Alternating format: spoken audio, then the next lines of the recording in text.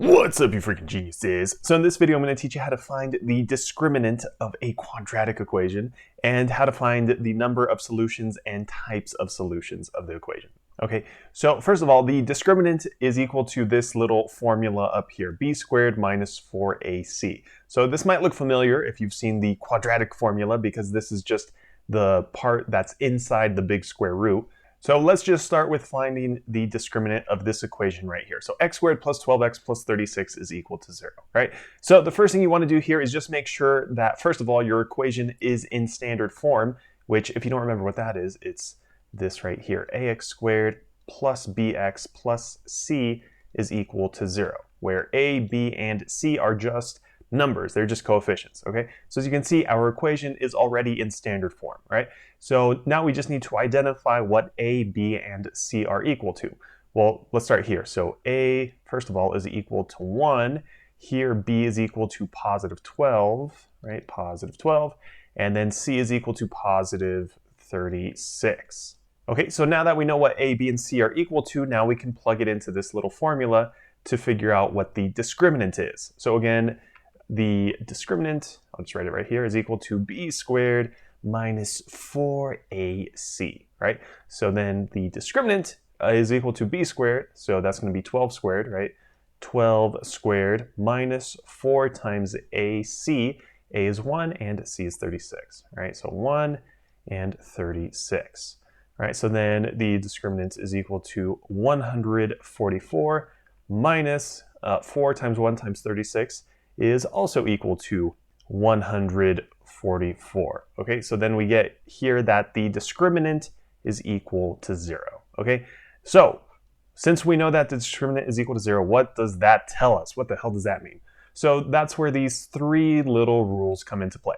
Okay, so after you figure out what the discriminant is, if your number over here, your solution, is greater than 0, that means you're going to have two real solutions to this equation.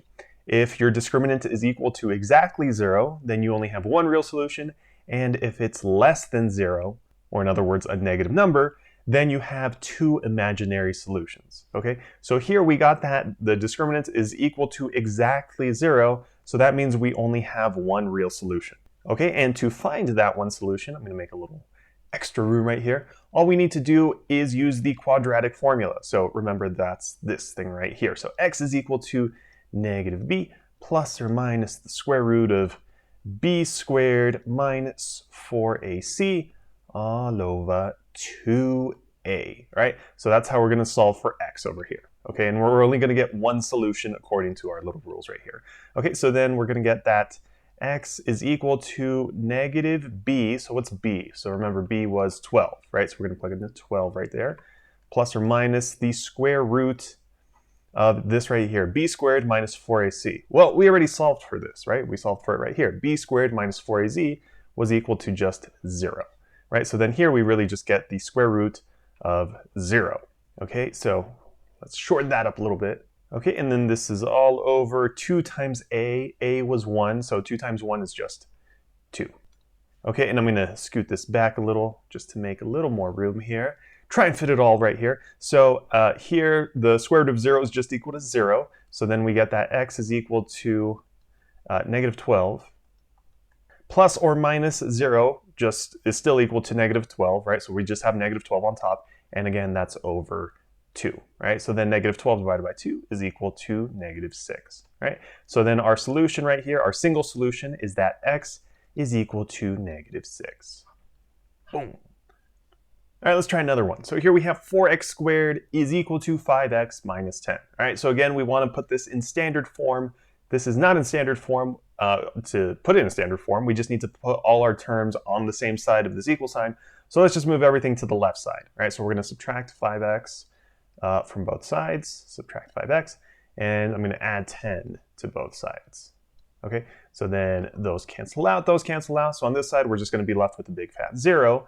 And then over here on the left side, we're left with 4x squared minus 5x plus 10 is equal to, remember this side just went to 0, right?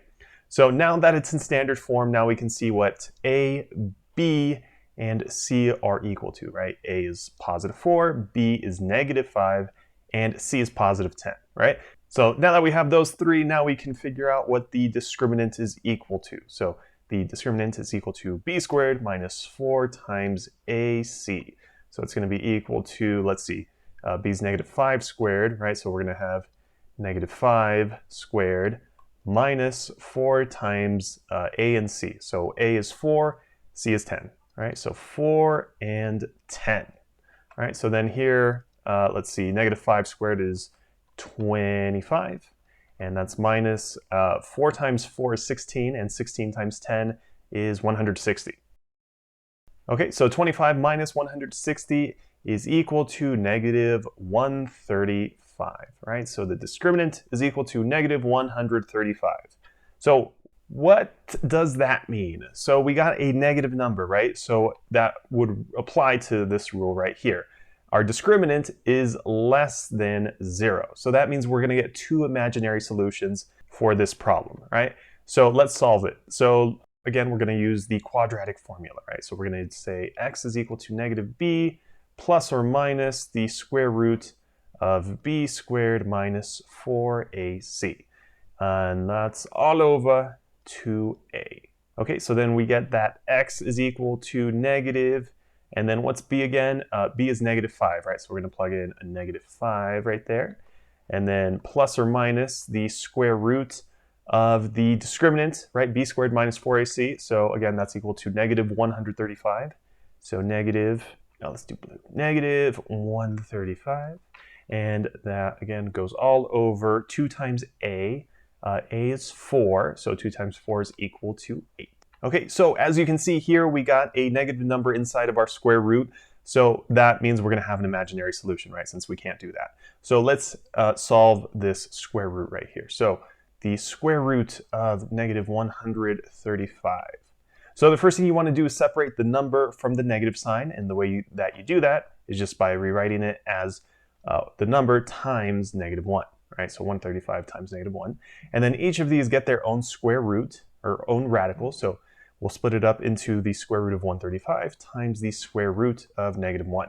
Okay, and now we want to figure out what numbers we can multiply together to get 135, and preferably one of them be a perfect square. So in this case, we can split 135 into the square root of 9 times the square root of 15. Okay, so 9 times 15 is equal to 135, and 9 is a perfect square, so this will reduce nicely.